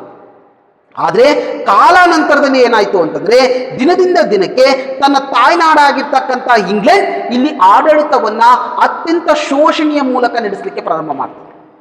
ಮೊದಲಿಗೆ ಅದು ಅಲ್ಲಿ ಕೆಲಸ ಸಿಗುತ್ತೆ ಅನ್ನೋ ಕಾರಣಕ್ಕೆ ಇಂಗ್ಲೆಂಡಿಂದ ಜನ ಅಲ್ಲಿಗೆ ಹೋಗ್ಲಿಕ್ಕೆ ಪ್ರಾರಂಭ ಮಾಡಿಕೊಂಡ್ರು. ಆದ್ರೆ ಇಂಗ್ಲೆಂಡ್ ತನ್ನ ದೃಷ್ಟಿಯನ್ನ ಕೇವಲ ತನ್ನ ತಾಯ್ನಾಡು ಏನಿತ್ತು ಅಥವಾ ಇಂಗ್ಲೆಂಡ್ ಏನಿತ್ತು ಅದರ ಅಭಿವೃದ್ಧಿಯ ಕಡೆಗೆ ವಹಿಸ್ತೇ ವಿನ ಇಲ್ಲಿ ಅಮೆರಿಕಕ್ಕೆ ಬಂದಿರತಕ್ಕಂತ ಇಂಗ್ಲೆಂಡಿನ ಜನರ ಒಂದು ಅಭಿವೃದ್ಧಿಯ ಕಡೆಗೆ ಗಮನವನ್ನು ಹರಿಸಲಿಲ್ಲ. ಸೊ ಹೀಗಾಗಿ ಅಲ್ಲಿ ಅಮೆರಿಕದಲ್ಲಿರ್ತಕ್ಕಂತಹ ಏನು ಜನರಿದ್ರು ಅಥವಾ ಇಂಗ್ಲೆಂಡ್ನಿಂದ ಬಂದು ವಾಸವಾಗಿರ್ತಕ್ಕಂಥ ಜನರೇನಿದ್ರು ಅವರು ತಮ್ಮ ತಾಯ್ನಾಡಾಗಿರ್ತಕ್ಕಂಥ ಇಂಗ್ಲೆಂಡ್ನ ವಿರುದ್ಧವೇ ದಂಗೆ ಎದ್ದಳಿಕೆ ಇವೆಲ್ಲವೂ ಕೂಡ ಕಾರಣ ಆಗ್ತಾ ಹೋದು. ಹಾಗಾದ್ರೆ ಯಾವೆಲ್ಲ ಕಾರಣಗಳು ಪ್ರಮುಖವಾಗಿ ಈ ಒಂದು ಸ್ವತಂತ್ರ ಸಂಗ್ರಾಮ ಅಮೆರಿಕ ಸ್ವತಂತ್ರ ಸಂಗ್ರಾಮಕ್ಕೆ ಕಾರಣ ಆಯಿತು? ಯಾಕೆ ತನ್ನ ತಾಯ್ನಾಡಿನ ವಿರುದ್ಧ? ನಾವು ಮೊದಲನೇ ಕಾರಣ ಹೇಳಿದೆ. ಮೊದಲನೇ ಕಾರಣ ಏನಪ್ಪಾ ಅಂತಂದ್ರೆ ಇಂಗ್ಲೆಂಡ್ ತನ್ನ ತಾಯ್ನಾಡಾಗಿರ್ತಕ್ಕಂಥ ಇಂಗ್ಲೆಂಡ್ ತೋರಿದಂತ ಧೋರಣೆ ಪ್ರಮುಖವಾದಂತಹ ಕಾರಣ ಆಗಿತ್ತು. ಯಾಕಂದ್ರೆ ಅದು ಇಂಗ್ಲೆಂಡ್ ಅಮೆರಿಕದ ಏನು ವಸಾಹತುಗಳಲ್ಲಿ ವಾಸವಾಗಿರ್ತಕ್ಕಂಥ ಎಷ್ಟೋ ಜನರಿಗೆ ತನ್ನ ತಾಯ್ನಾಡ ಆಗಿತ್ತು. ಯಾಕಂದ್ರೆ ಇಂಗ್ಲೆಂಡ್ನಿಂದ ಬಂದು ಅಲ್ಲಿ ನೆಲೆಸಿರ್ತಕ್ಕಂಥ ಜನರೇ ಹೆಚ್ಚಾಗಿದ್ರು ಆ ವೇಳೆಗಾಗಲೇ. ಅಂದ್ರೆ ನಾನು ಹೇಳ್ತಾ ಇರೋದು 1774ರಲ್ಲಿ ಈ ಒಂದು ಸ್ವತಂತ್ರ ಸಂಗ್ರಾಮ ಪ್ರಾರಂಭ ಆಯಿತು. ಆದ್ರೆ ನಮಗೆ ಕಂಡುಹಿಡ್ಕೊಂಡಿದ್ದು 1500 ಚಿತ್ರದಲ್ಲೇ, 1400-500 ಚಿತ್ರದಲ್ಲಿ ಅಮೆರಿಕ ಕಂಡುಹಿಡಿದಾಗಿತ್ತು 1500 ಚಿತ್ರದಲ್ಲಿ. ಸೊ ಹಾಗಾಗಿ ಅಲ್ಲಿಂದ ಇಲ್ಲಿಯ ಬೆಳೆಗಾಗಲೇ ಇಂಗ್ಲೆಂಡ್ನಲ್ಲಿ ಇರ್ತಕ್ಕಂಥ ನಿರುದ್ಯೋಗಿ ವರ್ಗವನ್ನ ಈ ಅಮೆರಿಕಕ್ಕೆ ಬಂದು ನೆಲೆಸಲಿಕ್ಕೆ ಅಲ್ಲಿ ಉದ್ಯೋಗದ ನಿರ್ಮಾಣವನ್ನ ಮಾಡಿಕೊಟ್ಟಿತ್ತು ಇಂಗ್ಲೆಂಡ್. ಆದ್ರೆ ಮೊದಲಿಗೆ ಅದು ಚೆನ್ನಾಗಿತ್ತು. ಆದ್ರೆ ನಂತರದಲ್ಲಿ ಇಂಗ್ಲೆಂಡ್ ಏನ್ ಮಾಡ್ತು, ತನ್ನ ದೇಶದ ಜನರನ್ನ ಬಿಟ್ಟು ಈ ದೇಶದಲ್ಲಿ ಬಂದಿರತಕ್ಕಂಥ ಇಂಗ್ಲೆಂಡ್ ಜನರ ಮೇಲೆ ಹೆಚ್ಚಿನ ಶೋಷಣೆಯನ್ನ ಒಳಪಡಿಸಲಿಕ್ಕೆ ಪ್ರಾರಂಭ ಆಗಿದ್ರಿಂದ ಅಲ್ಲಿರ್ತಕ್ಕಂಥ ಅಮೆರಿಕದ ಏನು ಇಂಗ್ಲೆಂಡ್ ಜನರಿದ್ರು ತನ್ನ ತಾಯ್ನಾಡಿನ ವಿರುದ್ಧ ಆ ಧೋರಣೆ ಏನಿದೆ, ತಾಯ್ನಾಡಿನ ವಿರುದ್ಧ ಧೋರಣೆ ಅದನ್ನ ವಿರೋಧವಾಗಿ ತಿರ್ಸ್ಲಿಕ್ಕೆ ಸಾಧ್ಯತೆ ಆಗ್ತಾ ಹೋಯ್ತು. ಇದು ಮೊದಲನೇ ಕಾರಣ. ಒಂದೇದು. ಎರಡನೇ ವಿಚಾರಕ್ಕೆ ಬರೆದಾದ್ರೆ ಅಮೆರಿಕ ಸ್ವತಂತ್ರ ಸಂಗ್ರಾಮಕ್ಕೆ ಎರಡನೇ ಕಾರಣ ಒಂದೇದು ತನ್ನ ತಾಯ್ನಾಡಿನ ಧೋರಣೆ. ಯಾಕಂದ್ರೆ ತಾವು ಅನ್ಕೊಂಡಿದ್ರು ಬ್ರಿಟನ್ ಬೇರೆ ಅಲ್ಲ, ನಾವು ವಾಸ ಮಾಡ್ತಕ್ಕಂಥ ಪ್ರದೇಶ ಬೇರೆ ಅಲ್ಲ. ಯಾಕಂದ್ರೆ ಎರಡೂ ಕೂಡ ನಮ್ಮ ತಾಯ್ನಾಡಿನ ಸರ್ಕಾರವೇ ಅನ್ಕೊಂಡಿದ್ರು. ಆದ್ರೆ ದಿನದಿಂದ ದಿನಕ್ಕೆ ಇಲ್ಲಿ ಆಗಾಗ್ಲಿಲ್ಲ. ಬ್ರಿಟನ್ ಸರ್ಕಾರ ಮಾತ್ರ ಹಾಗೆ ಮಾಡಿಲ್ಲ. ಬ್ರಿಟನ್ ನಲ್ಲಿ ಇರ್ತಕ್ಕಂಥ ಜನರಿಗೆ ಒಂದು ನೀತಿ ನಿಯಮಗಳನ್ನು ರೂಪಿಸ್ತು. ಆದ್ರೆ ಇಲ್ಲಿ ಬಂದಿರತಕ್ಕಂತಹ ಏನು ಅಮೆರಿಕಕ್ಕೆ ಬಂದಿರತಕ್ಕಂತಹ ಜನರಿದ್ರು ಅವರ ಮೇಲೆಯೇ ನೀತಿ ನಿರೂಪಣೆಗಳು ಬೇರೆ ಆಗಿತ್ತು. ಇದು ಶೋಷಣೆಗೆ ಒಳಪಡಿಸಲಿಕ್ಕೆ ಕಾರಣ ಆಯಿತು. ಹಾಗಾಗಿ ಜನರು ತಮ್ಮ ತಾಯ್ನಾಡಿನ ವಿರುದ್ಧವೇ ದಂಗೆ ಎದ್ದಳಿಕೆ ಕಾರಣ ಆಯಿತು, ಮೊದಲನೇ ವಿಚಾರವಾಗಿ. ಇನ್ನು ಎರಡನೇ ವಿಚಾರವಾಗಿ ಇವರಿಗೆ ಮೊದಲಿನಿಂದಲೂ ಕೂಡ ಸ್ವಾತಂತ್ರ್ಯದ ಅರಿವಿತ್ತು. ಯಾಕೆಂದ್ರೆ ಇವರೆಲ್ಲರೂ ಕೂಡ ಇಂಗ್ಲೆಂಡ್ನಿಂದಲೇ ಬಂದಿರತಕ್ಕಂಥವ್ರಾಗಿದ್ರಿಂದ ಸ್ವಾತಂತ್ರ್ಯ, ಸಮಾನತೆ ಅನ್ನೋ ಭಾವನೆಗಳು ಅಥವಾ ತತ್ವಗಳ ಪರಿಚಯ ಅಮೆರಿಕದಲ್ಲಿರ್ತಕ್ಕಂಥ ವಸಾಹತು ಜನರಿಗೆ ಮೊದಲಿನಿಂದಲೂ ಕೂಡ ಇತ್ತು. ಯಾಕಂದ್ರೆ ಅವರು ಇಂಗ್ಲೆಂಡಿಂದನೇ ಬಂದಿದ್ರು. ಸೊ ಇದು ಕೂಡ ಅಮೆರಿಕದ ಸ್ವಾತಂತ್ರ್ಯ ಸಂಗ್ರಾಮಕ್ಕೆ ಸಹಾಯವಾಗ್ತಾ ಎರಡನೇ ಕಾರಣ ಅಂತ ಹೇಳ್ಬೋದು. ಇನ್ನು ಮೂರನೇ ಕಾರಣ ಅಮೆರಿಕದ ವಸಾಹತುಗಳ ವಿಚಾರವಂತರು ಅಥವಾ ಬರಹಗಾರರ ಒಂದು ಪ್ರಭಾವ ಅಂತ ಹೇಳ್ತಾ ಹೋಗ್ತೇವೆ. ಯಾಕಂದ್ರೆ ಅಮೆರಿಕದಲ್ಲಿ ಇದ್ದಂತಹ ಏನು ಬರಹಗಾರರಿದ್ರು, ಅವನ ವಸಾಹತು ಶಾಹಿಯಲ್ಲಿದ್ದಂತಹ ಬರಹಗಾರರಿದ್ರು. ಥಾಮಸ್ ಎಡ್ವರ್ಡ್ ಅಂತಂದೇಳಿ ಕರಿತಾ ಹೋಗ್ತೀವಿ, ಜಾನ್ ಅಡಮ್ಸ್ ಅಂತಂದೇಳಿ ಕರಿತಾ ಹೋಗ್ತೀವಿ, ಅಥವಾ ಸ್ಯಾಮ್ಯುಲ್ ಅಡಮ್ಸ್ ಅಂತಂದೇಳಿ ಕರಿತಾ ಹೋಗ್ತೀವಿ, ಅಥವಾ ಜಾನ್ ಎಡ್ವರ್ಡ್ ಕೋಕ್ ಅಂತ ಹೇಳಿ ಕರಿತಾ ಹೋಗ್ತೀವಿ. ಇನ್ನ ಥಾಮಸ್ ಪೈನ್ ಅಂತ ಹೇಳ್ತೀವಿ, ಅಥವಾ ಬೆಂಜಮಿನ್ ಫ್ರಾಂಕ್ಲಿನ್ ಅಂತಂದೇಳಿ ಕರಿತಾ ಹೋಗ್ತೀವಿ. ಈ ಎಲ್ಲ ಏನು ವಿಚಾರವಾದಿಗಳ ಬರಹಗಳು ಅಮೆರಿಕದ ವಸಾಹತು ಜನರ ಮೇಲೆ ಪ್ರಭಾವವನ್ನು ಬೀರಲಿಕ್ಕೆ ಪ್ರಾರಂಭ ಆದವು. ಇವರ ಬರಹಗಳು ಹೆಚ್ಚು ಅಮೆರಿಕದ ವಸಾಹತು ಜನರ ಮೇಲೆ ಪ್ರಭಾವ ಬೀರಲಿಕ್ಕೆ ಪ್ರಾರಂಭ ಆದವು. ಹಾಗಾಗಿ ಅಲ್ಲಿ ಸ್ವಾತಂತ್ರ್ಯ ಸಮಾನತೆಯ ತತ್ವದ ಮೇಲೆ ಹೆಚ್ಚು ಜನರು ಪ್ರೇಮ ಹೊಗಳ್ತು. ಹಾಗಾಗಿ ಬ್ರಿಟನ್ನ ವಿರುದ್ಧ ದಂಗೆ ಎದ್ದಳಿಕೆ ಇದು ಕೂಡ ಕಾರಣ ಆಯಿತು. ಇನ್ನು ನಾಲ್ಕನೇದಾಗಿ ಬ್ರಿಟನ್ ಜಾರಿಗೊಳಿಸಿದಂತಹ ಕೆಲವು ಕಾನೂನುಗಳು ಕೂಡ ಆ ಒಂದು ದಂಗೆಗೆ ಪ್ರೇರಣೆ ಆಯಿತು. ಅದರಲ್ಲಿ ಬಹುಮುಖ್ಯವಾಗಿ ವಿವಿಕ್ ಕಾಯ್ದೆ ಅಂತಂದೇಳಿ ಕರಿತೀವಿ, ಅಥವಾ ನೌಕಾ ಕಾಯ್ದೆ ಅಂತಂದೇಳಿ ಕರಿತೀವಿ, ಸ್ಟಾಂಪ್ ಕಾಯ್ದೆ ಅಂತಂದೇಳಿ ಕರಿತೀವಿ, ಅಥವಾ ಟೌನ್ ಶೆಡ್ ತೆರಿಗೆಗಳು ಅಂತಂದೇಳಿ ಕರಿತೀವಿ. ಇವು ಕೂಡ ಈ ಒಂದು ಏನು ತೆರಿಗೆಗಳು ಮತ್ತು ಕಾಯ್ದೆಗಳಿದಾವಲ್ಲ ಇವೆಲ್ಲವೂ ಕೂಡ ಅಮೆರಿಕದ ವಸಾಹತು ಜನರ ಮೇಲೆ ಏರಿರ್ತಕ್ಕಂಥ ಶೋಷಣೆಗಳಾಗಿತ್ತು, ಅಥವಾ ಹೆಚ್ಚು ಶೋಷಣೆಗಳಿಗೆ ಒಳಪಡಿಸುವಂತ ಕಾಯ್ದೆಗಳಾಗಿತ್ತು. ಹಾಗಾಗಿ ಆ ಕಾಯ್ದೆಗಳ ವಿರುದ್ಧವೂ ಕೂಡ ದಂಗೆ ಎದ್ದಳಿಕೆ ಸಾಧ್ಯತೆ ಆಯಿತು. ಇನ್ನು ಮತ್ತೊಂದು ಪ್ರಮುಖ ಕಾರಣ ಅಂತಂದ್ರೆ ಇಂಗ್ಲೆಂಡ್ ಫ್ರಾನ್ಸ್ನ ವಿರುದ್ಧ ಮಾಡಿರ್ತಕ್ಕಂಥ ಸಪ್ತವಾರ್ಷಿಕ ಯುದ್ಧ ಅಂತಂದೇಳಿ ಕರಿತೀವಿ. ಇಂಗ್ಲೆಂಡ್ 1756ರಿಂದ 1763ರವರೆಗೆ ಫ್ರಾನ್ಸ್ನ ಜೊತೆಗೆ ಯುದ್ಧವನ್ನ ನಿರಂತರವಾಗಿ ಮಾಡ್ತಾ ಹೋಯ್ತು 7 ವರ್ಷಗಳ ಕಾಲ. ಹಾಗಾಗಿ ಅದನ್ನ ಯುರೋಪ್ ಇತಿಹಾಸದಲ್ಲಿ ಸಪ್ತವಾರ್ಷಿಕ ಯುದ್ಧಗಳು ಅಂತಂದೇಳಿ ಕರಿತಾ ಹೋಗ್ತಾರೆ. ಈ ಯುದ್ಧದಿಂದ ಏನಾಯ್ತು ಅಂತಂದ್ರೆ ಇಂಗ್ಲೆಂಡಿಗೆ ಆರ್ಥಿಕ ಒಂದು ಸಂಕಷ್ಟ ಈಡಾಯ್ತು. ಆ ಸಂಕಷ್ಟವನ್ನ ಭರಿಸುವ ದೃಷ್ಟಿಯಿಂದ ಈ ಏನು ಅಮೆರಿಕದ ವಸಾಹತು ಜನರ ಮೇಲೆ ಹೆಚ್ಚಿನದಾದಂತಹ ತೆರಿಗೆಗಳನ್ನ ವಿಧಿಸಲಿಕ್ಕೆ ಪ್ರಾರಂಭ ಮಾಡಿಕೊಂತು. ಆದ್ರೆ ಇಂಗ್ಲೆಂಡ್ ನಲ್ಲಿ ಇರ್ತಕ್ಕಂಥ ಜನರ ಮೇಲೆ ಯಾವುದೇ ತೆರಿಗೆಯನ್ನ ಹೆಚ್ಚು ಮಾಡಿಲ್ಲ, ಆದ್ರೆ ಅಮೆರಿಕದಲ್ಲಿ ಇರ್ತಕ್ಕಂಥ ವಸಾಹತು ಜನರ ಮೇಲೆ ತೆರಿಗೆಯನ್ನ ವಿಧಿಸ್ತು. ಹೀಗಾಗಿ ತಮ್ಮ ತಾಯ್ನಾಡಿನ ಸರ್ಕಾರವೇ ನಮ್ಮ ಮೇಲೆ ಹೆಚ್ಚಿನ ಶೋಷಣೆಯನ್ನ ಮಾಡ್ತಾ ಇದೆ ಅನ್ನೋ ಅರಿವು ಅವರಿಗೆ ಮೂಡಲಿಕ್ಕೆ ಪ್ರಾರಂಭ ಆಯಿತು. ಹಾಗಾಗಿ ಕೂಡ ತಮ್ಮ ತಾಯ್ನಾಡಿನ ವಿರುದ್ಧವೇ ಅಲ್ಲಿರ್ತಕ್ಕಂಥ ಅಮೆರಿಕದ ವಸಾಹತು ಜನರು ದಂಗೆ ಎದ್ದಳ್ಳಿಕ್ಕೆ ಕಾರಣಗಳನ್ನ ಹೇಳ್ಬೋದಾಗಿರ್ತಕ್ಕಂಥದ್ದು. ಇನ್ನು ಕೊನೆಯ ಕಾರಣ ಅಥವಾ ಒಂದು ತತ್ಕ್ಷಣ ಕಾರಣ ಅಂತ ಅಂದ್ರೆ ಅದು ಬಾಸ್ಟನ್ ಚಹಾಕೂಟ ಅಂತಂದೇಳಿ ಕರಿತಾ ಹೋಗ್ತಾರೆ.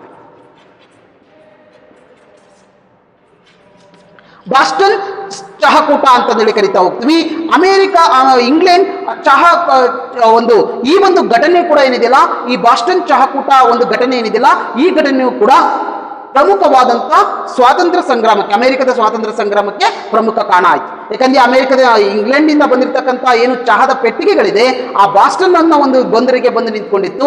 ಆದ್ರೆ ಅಮೆರಿಕದಲ್ಲಿರ್ತಕ್ಕಂಥ ವಸಾಹತುಶಾಹಿ ಜನರು ಅದರ ಆ ಹಡಗಿನ ಮೇಲೆ ದಾಳಿ ಮಾಡಿ ಅದರಲ್ಲಿರ್ತಕ್ಕಂಥ ಏನು ಈ ಒಂದು ಇಂಗ್ಲೆಂಡಿಂದ ಬಂದಿರತಕ್ಕಂತಹ ಒಂದೇನು ಚಹಾದ ಪೆಟ್ಟಿಗೆಗಳಿದ್ದಾವೆ, ಚಹಾ ಪುಡಿಯ ಪೆಟ್ಟಿಗೆಗಳಿದ್ದಾವೆ, ಅವನ್ನೆಲ್ಲವನ್ನೂ ಕೂಡ ಸಮುದ್ರಕ್ಕೆ ಚೆಲ್ತು ಅಥವಾ ಅದನ್ನ ಒಸಿಯುವಂತ ಕೆಲಸವನ್ನು ಮಾಡ್ತು. ಹೀಗಾಗಿ ಇಂಗ್ಲೆಂಡ್ ಸರ್ಕಾರ ಆ ಒಂದು ವಸಾಹತು ಜನರ ಮೇಲೆ ಹೆಚ್ಚಿನದಾದಂತಹ ಯುದ್ಧ ಅಥವಾ ಒಂದು ಶಸ್ತ್ರಾಸ್ತ್ರವನ್ನ ಬಳಸಿ ಅವರ ಆ ಒಂದು ಪ್ರತಿಭಟನೆಯನ್ನ ಹತ್ತಿಕ್ಕುವಂತ ಪ್ರಯತ್ನವನ್ನ ಮಾಡ್ತು. ಇದು ಮುಂದೆ ಒಂದು ಸ್ವತಂತ್ರ ಹೋರಾಟಕ್ಕೆ ಪ್ರೇರಣೆ ನೀಡಿತು ಅನ್ನೋದನ್ನ ನಾವು ಹೇಳ್ಬೇಕಾಗುತ್ತೆ. ಇವೆಲ್ಲ ಕಾರಣಗಳು ಕೂಡ ಒಂದು ವಿಚಾರವಾದಿಗಳ ಒಂದು ಬರಹ ಇರ್ಬೋದು, ಅಥವಾ ಸಪ್ತವಾರ್ಷಿಕ ಯುದ್ಧ ಇರ್ಬೋದು, ಅಥವಾ ತನ್ನ ತಾಯ್ನಾಡೆ ತನ್ನ ಮೇಲೆ ಮಾಡಿರ್ತಕ್ಕಂಥ ಧೋರಣೆ ಇರ್ಬೋದು, ಅಥವಾ ಆ ಒಂದು ತೆರಿಗೆಗಳಿರ್ಬೋದು, ಕಾಯ್ದೆಗಳಿರ್ಬೋದು, ಮತ್ತೆ ಬಾಸ್ಟನ್ ಚಂದ್ರ ಒಂದು ಚಹಾಕೂಟ ಇರ್ಬೋದು, ಇವೆಲ್ಲವೂ ಕೂಡ ಅಮೆರಿಕ ಸ್ವಾತಂತ್ರ್ಯ ಸಂಗ್ರಾಮ ನಡೀಲಿಕ್ಕೆ ಆದಂತ ಪ್ರಮುಖ ಕಾರಣಗಳು. ಇನ್ನ ಸ್ವಾತಂತ್ರ್ಯ ಘೋಷಣೆಗೆ ಅಮೆರಿಕದ ಒಂದು ವಸಾಹತು ರಾಷ್ಟ್ರಗಳು ಅಥವಾ ವಸಾಹತು ಸ್ಥಳಗಳು ಹೇಗೆಲ್ಲ ಒಂದು ರಚನೆಯನ್ನ ಮಾಡಿಕೊಂಡು ಆ ಒಂದು ಹಿನ್ನೆಲೆ ಹೇಗಿತ್ತು ಅಂತ ನೋಡಿದ್ರೆ, ಮೊಟ್ಟ ಮೊದಲ ಬಾರಿಗೆ 1774 ಸಾಮಾನ್ಯ ಶಕ 1774 ಇಂಗ್ಲೆಂಡ್ನ 13 ವಸಾಹತು ರಾಷ್ಟ್ರಗಳಾದಂತಹ ಅಮೆರಿಕದ ಅಥವಾ ವಸಾಹತು ಪ್ರದೇಶಗಳಾಗಿರ್ತಕ್ಕಂತಹ 13 ವಸಾಹತು ಪ್ರದೇಶಗಳ ಪ್ರತಿನಿಧಿಗಳು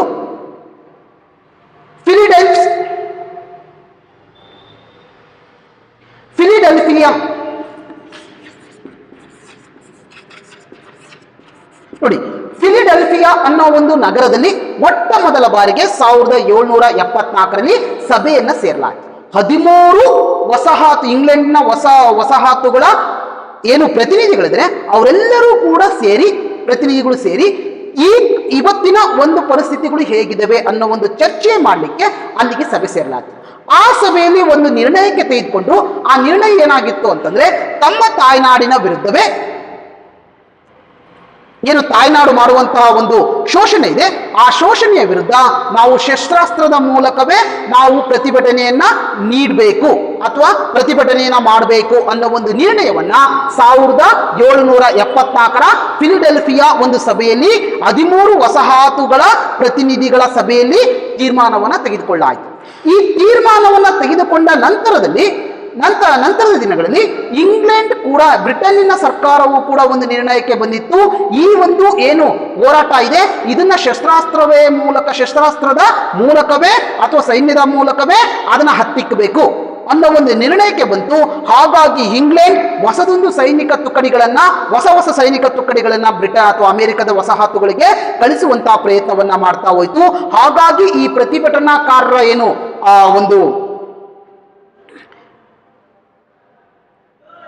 ಈ ಪ್ರತಿಭಟನಾಕಾರರ ಒಂದು ಪ್ರತಿಭಟನೆ ಇತ್ತು, ಅದಕ್ಕೆ ಪ್ರತಿಭಟನಾಕಾರರಿಗೆ ಅನಿವಾರ್ಯವಾಯಿತು ಬ್ರಿಟನ್ನ ಜೊತೆಗೆ ಯುದ್ಧವನ್ನ ಮಾಡುವಂಥದ್ದು. ಯಾಕಂದ್ರೆ ಇವರು ಕೂಡ ಶಸ್ತ್ರಾಸ್ತ್ರದ ಮೂಲಕವೇ ನಾವು ಪ್ರತಿಭಟನೆ ಮಾಡಬೇಕು ಅಂತ ಇದ್ರು. ಇಂಗ್ಲೆಂಡ್ ಕೂಡ ಆ ಪ್ರತಿಭಟನೆ ಹತ್ತಿಕ್ಲಿಕ್ಕೆ ಶಸ್ತ್ರಾಸ್ತ್ರದ ಒಂದು ಪ್ರಯತ್ನವನ್ನೇ ಮಾಡ್ತು. ಹೀಗಾಗಿ ಇವೆರಡೂ ಒಂದು ಸೈನ್ಯದ ವಿರುದ್ಧ ಒಂದು ಯುದ್ಧ ಅನ್ನೋದು ಅನಿವಾರ್ಯವಾಯಿತು. ಹಾಗಾಗಿ 1775 ಏಪ್ರಿಲ್ 19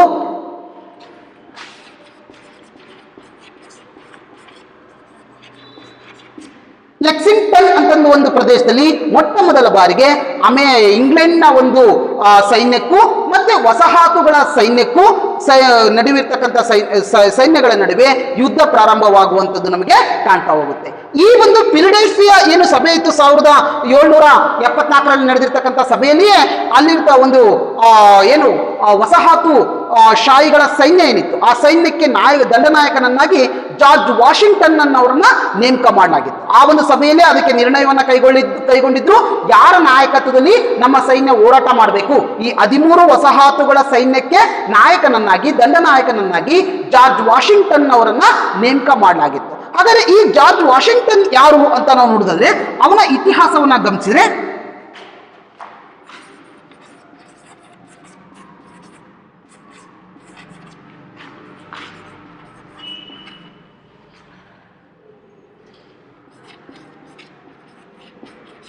ನೋಡಿ, ಜಾರ್ಜ್ ವಾಷಿಂಗ್ಟನ್ ಬಗ್ಗೆ ನಾವು ಮಾಹಿತಿಯನ್ನ ಕೊಡೋದೇ ಆದ್ರೆ ಇವನು ವರ್ಜಿನಿಯಾದ ಒಬ್ಬ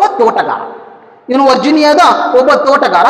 ಇವನು ಫ್ರೆಂಚರ ಜೊತೆಗೆ ಸಪ್ತವಾರ್ಷಿಕ ಯುದ್ಧದಲ್ಲಿ ವಸಾಹತುಗಳ ಸೈನ್ಯದ ನಾಯಕತ್ವವನ್ನು ವಹಿಸಿ ಫ್ರೆಂಚರ ವಿರುದ್ಧ ಹೋರಾಟ ಮಾಡೋದ್ರಲ್ಲಿ ಹೆಚ್ಚು ಒಂದು ಪ್ರಮುಖ ಪಾತ್ರವನ್ನು ಇವನು ವಹಿಸಿದ್ದ. ಸಪ್ತವಾರ್ಷಿಕ ಯುದ್ಧಗಳಲ್ಲಿ ಬ್ರಿಟನ್ನಿನ ವಸಾಹತುಗಳ ಸೈನ್ಯದ ನಾಯಕತ್ವವನ್ನು ವಹಿಸಿ ಇವನು ಫ್ರಾನ್ಸಿನ ವಿರುದ್ಧ ಒಂದು ಪ್ರಮುಖವಾದಂತ ಪಾತ್ರವನ್ನ ಆ ಯುದ್ಧದಲ್ಲಿ ವಹಿಸಿದ್ದ. ಸೊ ಹಾಗಾಗಿ ಅದರ ಗೆಲುವಿನಲ್ಲಿ ಇವನ ಪಾತ್ರವು ಕೂಡ ತುಂಬಾ ದೊಡ್ಡದಾಗಿತ್ತು. ಹಾಗಾಗಿ ಇವನನ್ನೇ ಈ ಒಂದು ಏನು 1774ರ ಫಿಲಡೆಲ್ಫಿಯಾ ಒಂದು ಸಭೆ ನಡೀತು, ಮೊಟ್ಟ ಮೊದಲ ಬಾರಿ ಸಭೆ. 13 ವಸಾಹತುಗಳ ಪ್ರತಿನಿಧಿಗಳು ಅಲ್ಲಿ ಬಂದು ಭಾಗವಹಿಸಿ ಸಭೆಯನ್ನು ನಡೆಸಿದ್ರು. ಆ ಸಭೆಯಲ್ಲಿ ಇವನನ್ನೇ ತನ್ನ ಸೇನಾ ನಾಯಕನನ್ನಾಗಿ ಎಲ್ಲರೂ ಕೂಡ ಒಪ್ಪಿಕೊಳ್ಳುವಂಥದ್ದು ಆಯಿತು. ಸೊ ಹೀಗಾಗಿ ಇವನು ಜಾರ್ಜ್ ವಾಷಿಂಗ್ಟನ್ ವಸಾಹತುಗಳ ಸೈನ್ಯದ ಜನರಿಗೆ ಅಥವಾ ಸೈನಿಕರಿಗೆ ಧೈರ್ಯವನ್ನ ತುಂಬುವಂಥದ್ದು ಮತ್ತೆ ಅವ್ಯವಸ್ಥಿತವಾಗಿರ್ತಕ್ಕಂಥ ಸೈನ್ಯವನ್ನ ಸುಸಜ್ಜಿತಗೊಳಿಸುವಂತಹ ಕೆಲಸವನ್ನು ಕೂಡ ಮಾಡ್ತಾ ಹೋಗ್ತಾನೆ. ಯಾಕಂದ್ರೆ ಬ್ರಿಟನ್ನ ವಿರುದ್ಧ ಹೋರಾಡುವಂಥದ್ದು ಅಷ್ಟು ದೊಡ್ಡ ದೊಡ್ಡ ಸವಾಲಿನ ಸಂಗತಿ ಆಗಿತ್ತು ಅದು ಆಕ್ಚುಲಿ. ಯಾಕೆ ಅಂತಂದ್ರೆ ಆ ಕಾಲದಲ್ಲಿ ಬ್ರಿಟನ್ ಅನ್ನ ಸೋಲಿಸುವಂತಹ ಒಂದು ಸೈನಿಕ ವ್ಯವಸ್ಥೆ ಎಲ್ಲೂ ಕೂಡ ಇರಲಿಲ್ಲ. ಅಂತಹ ದೊಡ್ಡ ಸೈನ್ಯ ಮತ್ತು ಬಲಿಷ್ಠವಾದಂತಹ ಸೈನ್ಯದ ವಿರುದ್ಧ ಹೋರಾಡಬೇಕಾದ್ರೆ ಸೈನಿಕರಲ್ಲಿ ಹೆಚ್ಚಾದಂತಹ ಧೈರ್ಯ ಬೇಕಾಗಿತ್ತು. ಅಂತಹ ಸೈನ್ಯ ಬರ್ತಾ ಇದೆ ಅನ್ನೋದ್ರೆ ಭಯ ಹುಟ್ಟುತ್ತಾ ಇತ್ತು. ಹಾಗಾಗಿ ಅವರಿಗೆ ಧೈರ್ಯ ತುಂಬುವಂಥದ್ದು ಮತ್ತು ವ್ಯವಸ್ಥೆಗೊಳಿಸುವಂತಹ ಕೆಲಸವನ್ನ ಜಾರ್ಜ್ ವಾಷಿಂಗ್ಟನ್ ಮೊಟ್ಟ ಮೊದಲ ಬಾರಿಗೆ ಮಾಡುವಂತಹ ಪ್ರಯತ್ನವನ್ನ ಮಾಡ್ತಾ ಹೋಗ್ತಾನೆ. ಜೊತೆಗೆ ಅಷ್ಟೇ ಅಲ್ಲದೆ 1776 ಜುಲೈ 4 ಮತ್ತೆ ಫಿಲಡೆಲ್ಫಿಯಾದಲ್ಲಿ ನೋಡಿ, 1774ರಲ್ಲಿ ಮೊಟ್ಟ ಮೊದಲ ಬಾರಿಗೆ ಫಿಲಡೆಲ್ಫಿಯಾದಲ್ಲಿ ಸಭೆ ಸೇರಿದ್ರು. ನಂತರದಲ್ಲಿ 1776 ಜುಲೈ 4 ಮತ್ತೆ ಫಿಲಡೆಲ್ಫಿಯಾದಲ್ಲಿ ಸಭೆ ಸೇರಿ ಅಲ್ಲಿ ಒಂದು ಪ್ರಮುಖ ನಿರ್ಧಾರಗಳನ್ನ ಘೋಷಣೆ ಮಾಡ್ತಾರೆ. ಆ ಒಂದು ರಾಷ್ಟ್ರೀಯ ಸಭೆಯಲ್ಲಿ ಸ್ವಾತಂತ್ರ್ಯ ಘೋಷಣೆಯನ್ನ ಮಾಡ್ತಾರೆ. ಅಂದ್ರೆ ಸಂಪೂರ್ಣವಾದಂತಹ ಸ್ವಾತಂತ್ರ್ಯವನ್ನ ಪಡ್ಕೋಬೇಕು.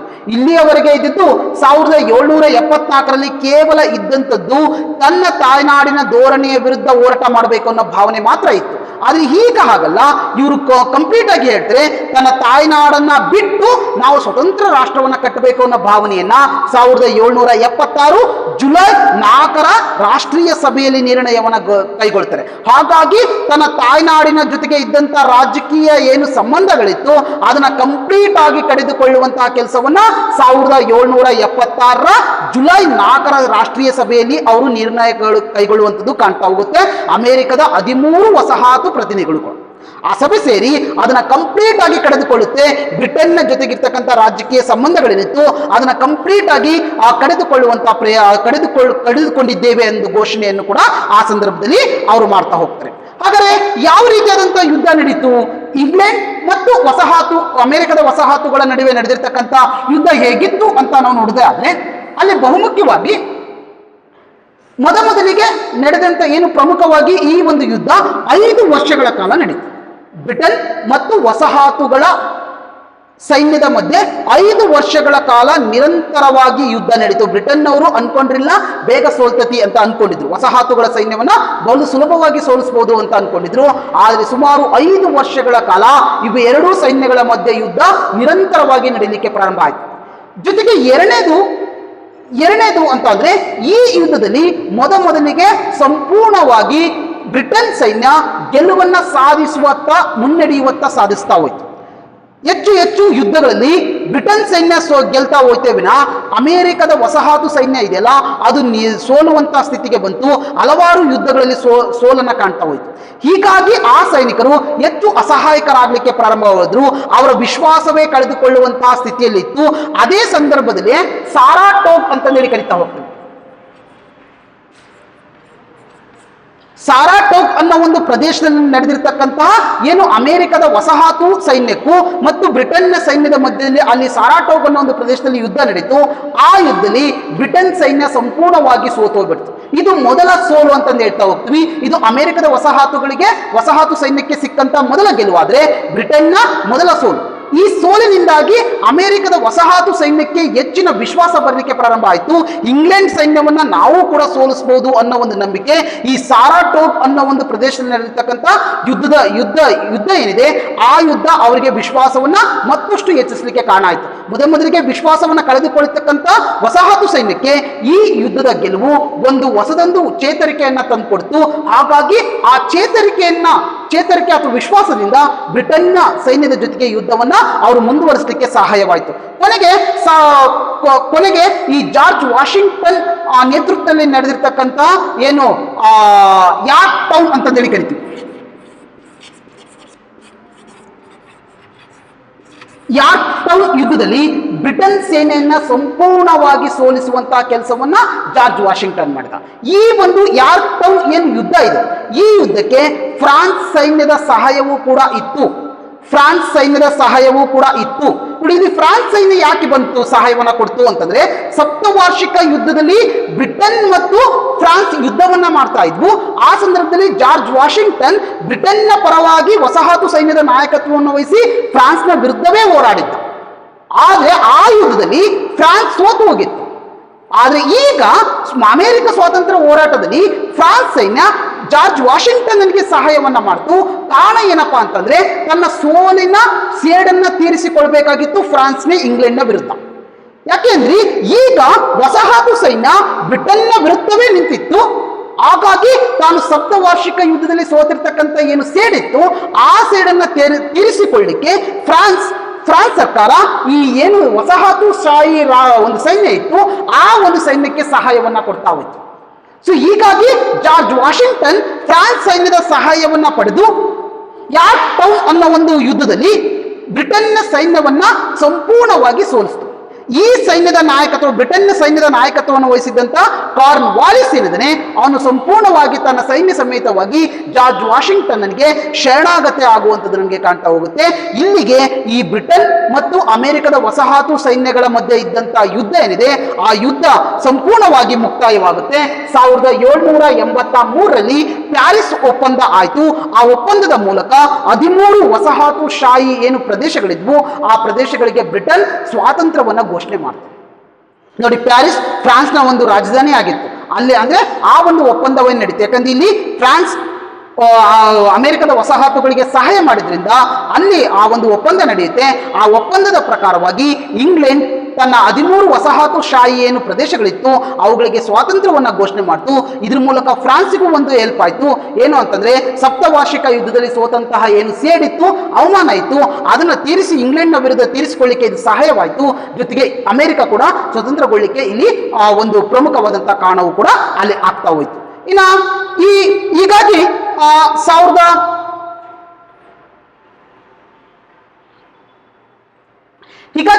ಜುಲೈ 4 ಏನಿದೆ 1776 ಜುಲೈ 4ರಲ್ಲಿ ಅಮೆರಿಕವನ್ನ ಸ್ವಾತಂತ್ರ್ಯವನ್ನ ಘೋಷಣೆ ಮಾಡಿದ್ರು. ಹಾಗಾಗಿ ಜುಲೈ 4ನೇ ತಾರೀಕನ್ನ ಇವತ್ತಿಗೂ ಕೂಡ ಅಮೆರಿಕ ರಾಷ್ಟ್ರ ಸ್ವಾತಂತ್ರ್ಯ ದಿನಾಚರಣೆಯನ್ನಾಗಿ ಆಚರಣೆ ಮಾಡುವಂಥದ್ದು ಕೂಡ ನಮಗೆ ಕಾಣ್ತಾ ಹೋಗುತ್ತೆ. ನಂತರದಲ್ಲಿ 1787 ನೋಡಿ 1783ರಲ್ಲಿ ಪ್ಯಾರಿಸ್ ಒಪ್ಪಂದದ ಮೂಲಕ ಈ ಅಮೆರಿಕ ಸ್ವಾತಂತ್ರ್ಯ ಯುದ್ಧ ಏನಿದೆ ಅದು ನಿಲ್ತಾ ಹೋಯ್ತು.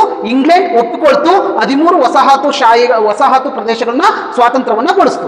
ಆದ್ರೆ 1787ರಲ್ಲಿ ಮತ್ತೆ ಫಿಲಡೆಲ್ಫಿಯಾದಲ್ಲಿ ಒಂದು ಸಭೆಯನ್ನ ಸೇರೋದ್ರ ಮೂಲಕ ವಸಾಹತುಶಾಹಿಗಳ ಪ್ರತಿನಿಧಿಗಳ ಸಭೆ ಸೇರಿ ಅಲ್ಲಿ ಜಾರ್ಜ್ ವಾಷಿಂಗ್ಟನ್ ಅವರನ್ನೇ ಅಮೆರಿಕ ಸಂಯುಕ್ತ ಸಂಸ್ಥಾನದ ಒಂದು ಅಧ್ಯಕ್ಷರನ್ನಾಗಿ ಕೂಡ ಘೋಷಣೆ ಮಾಡಲಾಯಿತು. ಅಧ್ಯಕ್ಷರನ್ನ ಘೋಷಣೆ ಮಾಡಲಾಯಿತು. ಜೊತೆಗೆ ಅಲ್ಲಿ ಒಂದು ಸಣ್ಣ ಲಿಖಿತ ಸಂವಿಧಾನವನ್ನು ಕೂಡ ಬರೆಯಲಾಯಿತು. ಅಂದ್ರೆ ಅಮೆರಿಕಕ್ಕೆ ಒಂದು ಸಂವಿಧಾನ ಬೇಕು ಅನ್ನೋ ಕಾರಣಕ್ಕೋಸ್ಕರ ಒಂದು ಸಂವಿಧಾನವನ್ನ ಬರೆದ್ರು. ಆದ್ರೆ ಅದು ಅತ್ಯಂತ ಚಿಕ್ಕ ಸಂವಿಧಾನ ಅಂತ ಹೆಸರು ಕೂಡ ಪಡಿತು. ಜೊತೆಗೆ ಅದು ಪ್ರಪಂಚದ ಮೊಟ್ಟ ಮೊದಲ ಲಿಖಿತ ಸಂವಿಧಾನ ಅಂತ ಕೂಡ ಹೆಸರಿಗೆ ಪಡಿತಾ ಹೋಯ್ತು. ಸೊ ಹಾಗಾಗಿ ಹೊಸದೊಂದು ಸಂವಿಧಾನವನ್ನ ಬರೆಯೋದ್ರ ಮೂಲಕ ಹೊಸದೊಂದು ರಾಷ್ಟ್ರ ಉದಯವಾಗುವಂಥದ್ದು ನಮಗೆ ಅಲ್ಲಿ ಕಾಣ್ತಾ ಹೋಗುತ್ತೆ. ಈ ಮೂಲಕ ಅಮೆರಿಕ ಬ್ರಿಟನ್ನ ಒಂದು ಹಿಡಿತದಿಂದ ನಿಯಂತ್ರಣದಿಂದ ಬೇರ್ಪಟ್ಟು ಹೊಸ ಒಂದು ರಾಷ್ಟ್ರ ಕಟ್ಟಿಕೊಳ್ಳಿಕ್ಕೆ ಸಾಧ್ಯತೆ ಆಯಿತು. ಅವತ್ತಿನಿಂದ ಅಮೆರಿಕ ಸಂಯುಕ್ತ ಸಂಸ್ಥಾನ ಅಥವಾ ಸಂಸ್ಥಾನಗಳು ಅಥವಾ ಒಂದು ದೇಶ ನಿರ್ಮಾಣವಾಗಲಿಕ್ಕೆ ಅಲ್ಲಿ ಕಾರಣ ಆಗ್ತಾ ಹೋಯ್ತು. ಇದಿಷ್ಟು ಕೂಡ ಅಮೆರಿಕದ ವಸಾಹತು ಅಥವಾ ಅಮೆರಿಕದ ಸ್ವಾತಂತ್ರ್ಯ ಸಂಗ್ರಾಮಕ್ಕೆ ಇದ್ದಂತ ಮಾಹಿತಿ. ಹಾಗಾದ್ರೆ ಅಮೆರಿಕ ಸ್ವಾತಂತ್ರ್ಯ ಸಂಗ್ರಾಮ ಏನೋ ನಡೀತು, ಇಲ್ಲಿ ಫ್ರಾನ್ಸ್ ಕೂಡ ಭಾಗವಹಿಸಿತು. ಫ್ರಾನ್ಸ್ ಕೂಡ ತನ್ನ ಅವಮಾನ ಏನಿತ್ತು, ಸಪ್ತವಾರ್ಷಿಕ ಯುದ್ಧದ ಬ್ರಿಟನ್ ವಿರುದ್ಧ ಸೋತಿತ್ತು. ಆ ಬ್ರಿಟನ್ ಸೋಲಿಸಲಿಕ್ಕೆ ಇದು ಒಂದು ಕಾರಣ ಆಯಿತು, ತನ್ನ ಸೇಡನ್ನು ತೀರಿಸಿಕೊಳ್ತು ಅಂತ ಹೇಳಿದ್ರು. ಸೊ ಹಾಗಾದ್ರೆ ಇದರ ಪರಿಣಾಮ ಏನಾಯಿತು? ಅಮೆರಿಕ ಸ್ವಾತಂತ್ರ್ಯ ಸಂಗ್ರಾಮ ಕೇವಲ ಒಂದು ಹೊಸ ರಾಷ್ಟ್ರವನ್ನ ಮಾತ್ರ ಸೃಷ್ಟಿ ಮಾಡಲಿಲ್ಲ, ಇದ್ರ ಜೊತೆಗೆ ಹಲವಾರು ರೀತಿಯಾದಂತಹ ಪರಿಣಾಮವನ್ನ ಸೃಷ್ಟಿ ಮಾಡಿತು. ಹಾಗಾದ್ರೆ ಏನೇನೆಲ್ಲ ಪರಿಣಾಮ ಆಯಿತು ಅಂತಂದ್ರೆ, ಪ್ರಪಂಚಕ್ಕೆ ಹೊಸ ಒಂದು ರಾಷ್ಟ್ರ ನಿರ್ಮಾಣ ಆಯಿತು, ಅದು ಅಮೆರಿಕ ಸಂಯುಕ್ತ ಸಂಸ್ಥಾನ ಅನ್ನೋ ಒಂದು ಹೊಸ ರಾಷ್ಟ್ರ ನಿರ್ಮಾಣ ಆಯಿತು. ಈ ಒಂದು ಹೋರಾಟದ ಮೂಲಕ, ಸ್ವಾತಂತ್ರ್ಯ ಸಂಗ್ರಾಮದ ಮೂಲಕ ಒಂದು ಹೊಸ ರಾಷ್ಟ್ರ ಜಗತ್ತಿಗೆ ಪರಿಚಯವಾಯಿತು. ಎರಡನೇ ವಿಚಾರ ಅಂತ ಅಂದ್ರೆ, ಈ ಅಮೆರಿಕ ಸ್ವಾತಂತ್ರ್ಯ ಸಂಗ್ರಾಮದಲ್ಲಿ ಹುಟ್ಟಿಕೊಂಡಂತಹ ಕೆಲವು ತತ್ವಗಳಿವೆ. ಸ್ವಾತಂತ್ರ್ಯ, ಸಮಾನತೆ ಅನ್ನೋ ತತ್ವಗಳಿದೆವಲ್ಲ, ಇದು ಜಗತ್ತಿನ ಮೇಲೆ ಹೆಚ್ಚಿನ ಪರಿಣಾಮವನ್ನ ಬೀರ್ತು.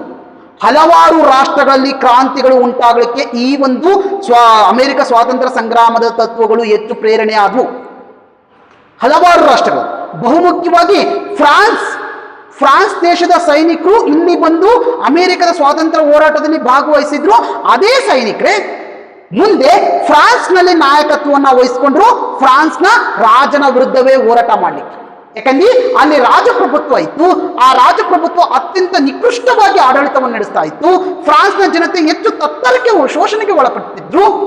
ಸೊ ಹಾಗಾಗಿ ಆ ಒಂದು ರಾಜರ ವಿರುದ್ಧ ಹೋರಾಟ ಮಾಡಿ ಪ್ರಜಾಪ್ರಭುತ್ವ ಸರ್ಕಾರವನ್ನ, ಅಮೆರಿಕದಂತೆ ಪ್ರಜಾಪ್ರಭುತ್ವ ಸರ್ಕಾರವನ್ನ ಸ್ಥಾಪನೆ ಮಾಡಿ ಸಮಾನತೆ, ಸ್ವತಂತ್ರ ಅನ್ನೋ ಒಂದು ತತ್ವಗಳ ಮೂಲಕ ಆಡಳಿತವನ್ನು ನಡೆಸಬೇಕು, ಅಂತಹ ಸರ್ಕಾರವನ್ನು ನಿರ್ಮಾಣ ಮಾಡಬೇಕು ಅನ್ನೋ ಕಾರಣಕ್ಕೋಸ್ಕರನೇ ಫ್ರಾನ್ಸ್ನಲ್ಲಿ ಕೂಡ ಕ್ರಾಂತಿಗೆ ಈ ಅಮೆರಿಕ ಕ್ರಾಂತಿನೇ ಕೂಡ ಅಥವಾ ಅಮೆರಿಕ ಸ್ವಾತಂತ್ರ್ಯ ಸಂಗ್ರಾಮವೇ ಕಾರಣವಾಯಿತು. ಯಾಕಂದ್ರೆ ಇಲ್ಲಿ ಏನು ತತ್ವಗಳ ಮೇಲೆ ಪರಿಣಾಮ ಬೀರಿತ್ತು, ಇಲ್ಲಿ ಬಂದಿರತಕ್ಕಂಥ ಏನು ಸೈನಿಕರಿದ್ರು ಅವರು ಮುಂದೆ ಫ್ರಾನ್ಸ್ಗೆ ಹೋಗಿ ಅಲ್ಲಿ ಹೋರಾಟಕ್ಕೆ ಸಹಾಯವಾಗಲಿಕ್ಕೆ ಚಾನ್ಸ್ ಆಯಿತು. ಜೊತೆಗೆ ಕೇವಲ ಫ್ರಾನ್ಸ್ನ ಮೇಲೆ ಮಾತ್ರ ಅದು ಪರಿಣಾಮವನ್ನ ಬೀರಿಲ್ಲ, ಜೊತೆಗೆ ಉತ್ತರ ಅಮೆರಿಕದ ಮೇಲೆ ಹಿಡಿತ ಸಾಧಿಸಿದಂತ ಆಲೆಂಡ್ ಇರ್ಬೋದು, ಫ್ರಾನ್ಸ್ ಇರ್ಬೋದು, ಮತ್ತೆ ಸ್ಪೇನ್ ವಸಾಹತು ಶಾಹಿಗಳಲ್ಲಿರ್ತಕ್ಕಂಥ ಜನರೇನಿದ್ದಾರೆ ತಾವು ಸ್ವಾತಂತ್ರ್ಯವನ್ನ ಪಡಿಬೇಕು ಅನ್ನೋ ಕಾರಣಕ್ಕೂ ಕೂಡ ಇದು ಪ್ರೇರಣೆಯನ್ನ ಕೊಡ್ತಾ ಹೋಯ್ತು. ಸೊ ಹೀಗಾಗಿ ಅಮೆರಿಕ ಸ್ವಾತಂತ್ರ್ಯ ಸಂಗ್ರಾಮ ಕೇವಲ ಅಮೆರಿಕ ಅನ್ನೋ ಒಂದು ರಾಷ್ಟ್ರವನ್ನ ಮಾತ್ರ ಉದಯಗೊಳಿಸಲಿಲ್ಲ, ಇದು ಹಲವಾರು ಯುರೋಪಿನ ಹಲವಾರು ರಾಜಕೀಯ ಸನ್ನಿವೇಶಗಳ ಮೇಲೆ ಪ್ರಭಾವವನ್ನು ಬೀರ್ತಾ ಹೋಯಿತು. ಫ್ರಾನ್ಸ್ ಕ್ರಾಂತಿಗೆ ಕಾರಣ ಆಯಿತು. ಅಮೆರಿಕದ ವಸಾಹತುಗಳಲ್ಲಿ ಇದ್ದಂತ ಏನು ಪೋರ್ಚುಗಲ್ ಇರ್ಬೋದು, ಫ್ರಾನ್ಸ್ ಇರ್ಬೋದು ಅಥವಾ ಸ್ಪೇನ್ ಇರ್ಬೋದು, ಇಲ್ಲಿರ್ತಕ್ಕಂಥ ವಸಾಹತು ಏನು ಪ್ರದೇಶಗಳಿದ್ವು ಆ ಪ್ರದೇಶಗಳು ತಮ್ಮ ತಾಯ್ನಾಡಿನ ವಿರುದ್ಧ ಹೋರಾಟ ಮಾಡಿ ತಮ್ಮದೇ ಆದಂತಹ ಹೊಸ ರಾಷ್ಟ್ರಗಳನ್ನು ಉದಯ ಮಾಡಿಕೊಳ್ಳುವಂತಹ ಪ್ರಯತ್ನಕ್ಕೆ ಕೈ ಹಾಕಲಿಕ್ಕೆ ಈ ಅಮೆರಿಕ ಸ್ವಾತಂತ್ರ್ಯ ಸಂಗ್ರಾಮ ಸಹಾಯವಾಯಿತು ಅನ್ನೋದನ್ನು ನಾವು ಹೇಳ್ಬೇಕಾಗುತ್ತೆ. ಇದಿಷ್ಟು ಕೂಡ ಅಮೆರಿಕ ಸ್ವಾತಂತ್ರ್ಯ ಸಂಗ್ರಾಮಕ್ಕೆ ಇರ್ತಕ್ಕಂಥ ಮಾಹಿತಿ. ಮುಂದಿನ ತರಗತಿಯಲ್ಲಿ ಫ್ರಾನ್ಸ್ ಮತ್ತು ಜರ್ಮನಿ, ಇಟಲಿಗಳ ಬಗ್ಗೆ ನಾನು ಹೇಳ್ತಾ ಹೋಗ್ತೇನೆ.